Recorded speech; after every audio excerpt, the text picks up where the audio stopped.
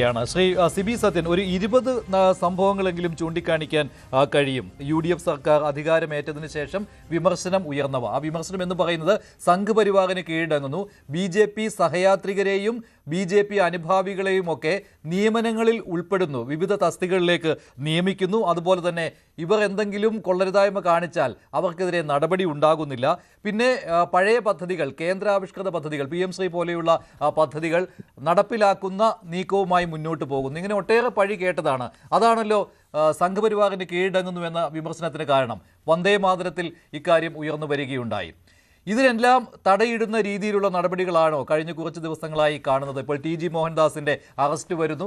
കാസർഗോഡ് സവർക്കറെ വീരനായി ചിത്രീകരിച്ച അധ്യാപകനെതിരെ സസ്പെൻഷൻ നടപടി വരുന്നു. ഇങ്ങനെയുള്ള നടപടികളെ എങ്ങനെ കാണുന്നു താങ്കൾ? ആ പ്രതിച്ഛായയിൽ നിന്നുള്ള ഒരു കരകയറ്റമാണോ, അത് മനഃപൂർവ്വമുള്ളതാണോ ഇത്? മഞ്ജുഷ, നമ്മളിത് നോക്കിക്കാണുമ്പോൾ നമുക്ക് മനസ്സിലാവുന്നത് ഈ സർക്കാർ അധികാരമേറ്റ ദിവസം മുതൽ ഈ പറഞ്ഞ പോലെ ഒരു സംഘി പ്രതിച്ഛായ ചാർത്തി കൊടുക്കാൻ ഇടതുപക്ഷ ഹാൻഡിലുകൾ ശക്തമായിട്ട് ശ്രമിക്കുന്നുണ്ട് എന്നുള്ള കാര്യം വളരെ ക്ലിയറാണ്. പിന്നെ അതുപോലെ തന്നെ മുഖ്യമന്ത്രിക്കെതിരെയുള്ള ആരോപണങ്ങൾ ഉയർന്നിട്ടുണ്ടായിരുന്നു. അപ്പം സർക്കാരിൻ്റെ ഇനീഷ്യൽ ദിനങ്ങൾ എടുത്തു നോക്കിക്കഴിഞ്ഞ് കഴിഞ്ഞാൽ അതിനകത്ത് നിയമനങ്ങളടക്കം ഈ പറഞ്ഞതുപോലെ ചില ആരോപണങ്ങളൊക്കെ ഉയർന്നിരുന്നു. പ്രത്യേകിച്ച് മുഖ്യ തെരഞ്ഞെടുപ്പ് കമ്മീഷണറെ നിയമിക്കുന്ന അടക്കമുള്ള ആരോപണങ്ങൾ, അതുപോലെ ഗവൺമെന്റ് പാർട്ടിയിൽ നിന്ന് തന്നെ ഉയർന്നതാണ്. പാർട്ടിയിൽ നിന്ന് പോലും ലീഡർമാരെ നിയമിക്കുന്നതിനുള്ള ആരോപണം, ഇത്തരം ആരോപണങ്ങളൊക്കെ ഉയർന്നു. അതിനെ ഒരു ജനാധിപത്യ സമൂഹം വിലയിരുത്തി, അതിനെതിരെ വിമർശനങ്ങളുണ്ടായി, അതിനെതിരെ പാർട്ടിയിൽ നിന്ന് തന്നെ എതിർശബ്ദങ്ങളുണ്ടായി, തുടങ്ങിയ കാര്യങ്ങളൊക്കെ സംഭവിച്ചു. പക്ഷേ ഇതിനകത്ത് നമ്മളിപ്പോൾ നോക്കുമ്പോൾ അത് വളരെ ദിവസങ്ങൾ മാത്രം പ്രായമായ ഒരു സർക്കാരിനെതിരെയാണ് ഇത്തരം വിമർശനങ്ങളെല്ലാം ഉയർന്നു വന്നത്. ഇപ്പോൾ ഏതാണ്ട് എന്താ പറയുക, കൃത്യമായൊരു സ്ട്രീമിലേക്ക് സർക്കാർ എത്തിച്ചേരുകയാണ്. അപ്പോൾ നമുക്കതിനെതിരെ നല്ല നടപടികൾ, അതായത് ഈ പറഞ്ഞതുപോലെയുള്ള വിമർശനങ്ങളെ, അതായത് പ്രത്യേകിച്ച് ഒരു സംഘി ചാപ്പ കുത്താനുള്ള വിമർശനങ്ങളെ പ്രതിരോധിക്കാനുള്ള നടപടികൾ കൃത്യമായി വരും. താങ്കൾ എന്തുകൊണ്ട് അതിനെ ചാപ്പകുത്തൽ എന്ന് താങ്കൾ പറയുന്നത്? ഈ വിമർശനങ്ങളിൽ കഴമ്പില്ല എന്നാണോ താങ്കൾ പറയുന്നത്? പാർട്ടിയിൽ നിന്ന് പോലും അത്തരം വിമർശനങ്ങൾ വന്നതാണല്ലോ, പരസ്യമായ നിലപാടുകൾ പോലും. അതെ, ഈ ചാപ്പകുത്തൽ എന്ന് പറയാൻ പറ്റില്ലല്ലോ അതിനെ. ചാപ്പകുത്തൽ എന്ന് പറയാൻ ഈ പറഞ്ഞതുപോലെ ആ നിയമനം ഒരു അബദ്ധമാണോ, അല്ലെങ്കിൽ ഈ പറഞ്ഞതുപോലെ ആരോടും ആലോചിക്കാതെ എടുത്ത നിയമനമാണോ തുടങ്ങിയ കാര്യങ്ങളിലൊക്കെ ഇപ്പോഴും സംശയം നിലനിൽക്കുന്നുണ്ട്.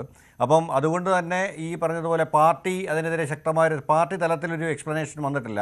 അപ്പോൾ അതുകൊണ്ട് തന്നെ സംഘി അങ്ങനെ അത്തരത്തിലൊരു PM ശ്രീയുടെ കാര്യത്തിൽ നമ്മൾ വളരെ കൃത്യമായിട്ട് മനസ്സിലാക്കേണ്ട ഒരു സംഗതി, PM ശ്രീയിൽ ഒപ്പിട്ട് കഴിഞ്ഞ കാലത്ത് അന്ന് ഒപ്പിടാൻ ആദ്യം ഒപ്പിടാതെ നമുക്ക് കഴിഞ്ഞ സർക്കാരിന് മുന്നോട്ട് പോകാമായിരുന്നു. പക്ഷേ PM ശ്രീയിൽ ഒപ്പിടാൻ തീരുമാനിച്ചത് കഴിഞ്ഞ സർക്കാരാണ്. കഴിഞ്ഞ സർക്കാർ ഈ പദ്ധതിയിൽ ഒപ്പിട്ട ശേഷം അന്ന് കേന്ദ്രവും സംസ്ഥാനവും എടുത്ത ഒരു നിലപാട് എന്ന് പറയുന്നത്, സംസ്ഥാനം ആക്ച്വലി എടുത്ത നിലപാട് ഞങ്ങളിത് മരവിപ്പിച്ചു, ഞങ്ങൾ ഒഴിഞ്ഞു മാറുന്നു, അങ്ങനെയൊക്കെ പറഞ്ഞു. പക്ഷേ അന്ന് കേന്ദ്രം പറഞ്ഞ ഒരു നിലപാട്, ഒരിക്കലും ഈ പദ്ധതിയിൽ ഒപ്പിട്ട് കഴിഞ്ഞാൽ നിങ്ങൾക്ക് പിന്നെ ഇതിൽ നിന്ന് മാറാൻ പറ്റില്ല എന്നായിരുന്നു. രസകരമായിട്ട് ഒരു 4-5 മാസം കഴിഞ്ഞപ്പോൾ, ഇലക്ഷൻ കഴിഞ്ഞു, പുതിയ സർക്കാർ അധികാരത്തിൽ വന്നു, അതിനുശേഷം രാജ്യസഭയിൽ കൊടുത്തൊരു മറുപടി നിങ്ങൾക്ക് വേണമെങ്കിൽ സംസ്ഥാനങ്ങൾക്ക് മാറാം എന്നുള്ളതാണ്. ഇത് ആത്യന്തികമായിട്ടൊരു അജണ്ടയേക്കാൾ ഉപരിയായിട്ട് ഇതൊരു സാമ്പത്തിക റിലീസിങ്ങിൻ്റെ പ്രശ്നമാണ്. അതായത് കേരളത്തിലെ വിദ്യാഭ്യാസ പദ്ധതികൾക്കുള്ള, സമഗ്ര വിദ്യാഭ്യാസ പദ്ധതികൾക്കുള്ള ഒരു വലിയ ഫണ്ട് കേന്ദ്രം തടഞ്ഞു വെക്കുന്നത് ഇതിനകത്ത് ഒപ്പിടാത്തതിൻ്റെ പേരിലാണ്. പക്ഷേ അവിടെയും ഒരു രാഷ്ട്രീയ നിലപാടുണ്ടായിരുന്നു. അതെ, ആ രാഷ്ട്രീയ നിലപാടുണ്ട്. എനിക്ക് തോന്നുന്നത് ഇപ്പോൾ വിദ്യാഭ്യാസം കൈകാര്യം ചെയ്യുന്നത് ലീഗ് മന്ത്രിസഭയാണ്. അപ്പം ഈ ചാപ്പ ഏറ്റവും കൂടുതൽ ഹർട്ട് ചെയ്യുന്നത് ലീഗിൻ്റെ ഇൻട്രസ്റ്റുകളെ തന്നെ ആയിരിക്കും. അതുകൊണ്ട് PM ശ്രീ പദ്ധതിയിൽ എന്ത് തീരുമാനിക്കണം എന്നുള്ളത് ആത്യന്തികമായിട്ട് ലീഗ് നേതൃത്വം കൂടി ഇരുന്ന് തീരുമാനിക്കേണ്ട ഒരു കാര്യമാണ്. അപ്പം മുഖ്യമന്ത്രിയും മന്ത്രിസഭയും എല്ലാം ഒന്നിച്ച് തീരുമാനിക്കണം. പക്ഷേ അതോടൊപ്പം തന്നെ ലീഗിൻ്റെ നിലപാട് ഇക്കാര്യത്തിൽ വളരെ നിർണായകമാണ്. കാരണം PM ശ്രീ പദ്ധതി മുന്നോട്ട് കൊണ്ടുപോകാൻ, PM ശ്രീ പദ്ധതിയിൽ നിന്ന് പിന്മാറാം എന്ന് സംസ്ഥാനങ്ങൾക്ക് പിന്മാറാം എന്നൊരു നിലപാട് ഇപ്പോൾ കേന്ദ്രം എടുത്തിട്ടുണ്ട്. കാരണം രാജ്യസഭയിൽ ഹാരിസ് ബീരാൻ MPയുടെ ചോദ്യത്തിന് മറുപടിയായിട്ട് അത്തരം ഒരു നിലപാടാണ് കേന്ദ്ര സർക്കാർ മുന്നോട്ട്. എന്തായാലും PM ശ്രീ പദ്ധതിയിൽ ഈ സംഘപരിവാറിന് കീഴടങ്ങുന്നു എന്ന വിമർശനം അത് സർക്കാരിനെതിരെ ഉണ്ടായി. അത് സംശയമില്ലാത്ത കാര്യമാണ്. അത് പ്രതിരോധിക്കുവാൻ ബുദ്ധിമുട്ടുമുണ്ട്. പക്ഷേ ഇപ്പോൾ കാണുന്ന ഈ 3 നടപടികളുണ്ടല്ലോ, ഇപ്പോൾ TG മോഹൻദാസിന്റെ അറസ്റ്റ്, അതുപോലെ തന്നെ ഈ സവർക്കർ ക്വിസ് മത്സരം അല്ലേ, അതിൽ ആ ക്വിസ് മത്സരത്തിൽ സവർക്കറെ വീരനായി ചിത്രീകരിച്ചത്, സ്വാതന്ത്ര്യ സമരത്തിൽ ഏറ്റവും കൂടുതൽ പീഡനം ഏറ്റുവാങ്ങിയ ആൾ ആരാണ് എന്നുള്ള ചോദ്യത്തിന് അതിന്റെ ഉത്തരമായിട്ട് സവർക്കറുടെ പേര് വരുന്നു. ആ അധ്യാപകനെതിരെ സസ്പെൻഷൻ നടപടി ഇപ്പോൾ ഉണ്ടായിരിക്കുകയാണ്. പിന്നെ വന്ദേ മാതരം, ഇക്കാര്യത്തിൽ ചീഫ് സെക്രട്ടറിയുടേതാണ് ഒരു DO വന്നത് അല്ലേ, ഡെമ്മി ഒഫീഷ്യൽ ലെറ്റർ വന്നത്. പക്ഷേ അതിനെ തള്ളിക്കൊണ്ട് അങ്ങനെ വന്ദേ മാതരം മുഴുവനായിട്ട് സ്വാതന്ത്ര്യ ദിനാഘോഷ ചടങ്ങുകളിൽ ഉണ്ടാകില്ല എന്ന് സർക്കാർ വ്യക്തമാക്കി കഴിഞ്ഞു. അപ്പോൾ ഈ 3 സംഭവങ്ങളും ഈ ഒരു ചാപ്പ അതിനെ മറികടക്കുന്ന ഒന്നായി മാറിയിട്ടുണ്ടോ ഇല്ലയോ?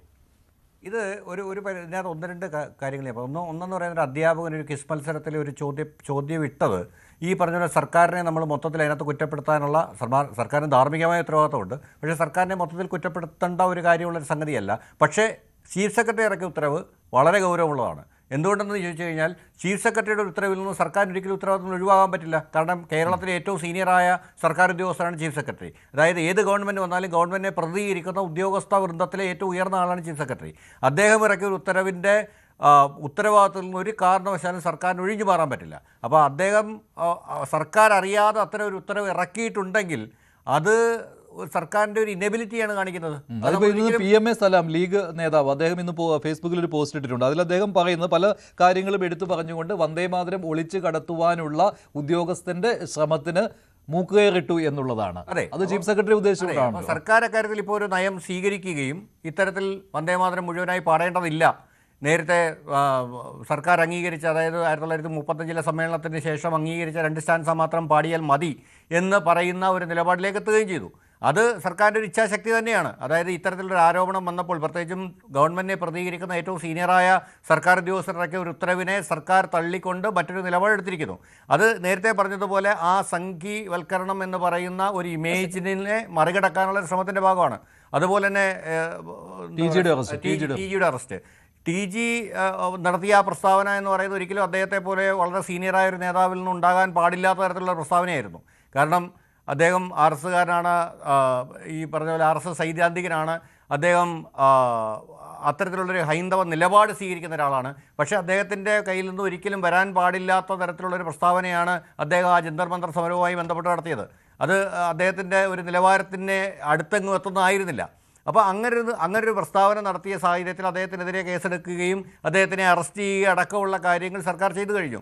ഇത് ഒരു സർക്കാരിൻ്റെ നിയമപരമായ ലിമിറ്റിൽ നിന്ന് ഏറ്റവും പരമാവധി ചെയ്യാവുന്ന കാര്യമാണ്. കാരണം എന്തെന്ന് വെച്ച് കഴിഞ്ഞാൽ ആ അറസ്റ്റിനകത്ത് ഈ പറഞ്ഞ റിമാൻഡ് പോലും ഇല്ലാതെ കോടതി ജാമ്യം കൊടുത്തത് തന്നെ ഈ പറഞ്ഞതുപോലെ ഇത്തരം ഒരു പ്രസ്താവനയ്ക്കെതിരെ നമ്മുടെ നിയമ സംവിധാനത്തിൽ എടുക്കാൻ പറ്റുന്ന നടപടികൾക്ക് ചില ലിമിറ്റുണ്ട് എന്ന് തെളിയിക്കുന്നത് തന്നെയാണ്. അപ്പോൾ ഒന്നുകിൽ ഇത്തരം പ്രസ്താവനകൾ അതുമായിട്ട് ബന്ധപ്പെട്ടുള്ള നിയമങ്ങൾ കർക്കശമാക്കുകയോ അല്ലെങ്കിൽ അതുപോലുള്ള സംഭവങ്ങൾ ചെയ്യുകയോ വേണം. പക്ഷേ സർക്കാരിൻ്റെ ഭാഗത്തു നിന്ന്, പോലീസിൻ്റെ ഭാഗത്തു നിന്ന് ഇക്കാര്യം വളരെ കൃത്യമായിട്ട് കൈകാര്യം ചെയ്യാൻ കഴിഞ്ഞു എന്നുള്ളത് ഒരു അറസ്റ്റ് വൈകി എന്നുള്ള വിമർശനമുണ്ട്. ആയങ്കയുടെ അറസ്റ്റിനോട് അനുബന്ധിച്ചാണ് ഈ അറസ്റ്റ് നടന്നത് എന്നുള്ള വിമർശനം ഇപ്പോഴും ഉയരുന്നുണ്ട്. ശ്രീ ഷാബു പ്രസാദ്, താങ്കൾ എങ്ങനെയാണ്? കൂടുതൽ വാർത്തകൾക്ക് News 18 Keralam YouTube channel subscribe ചെയ്യുക.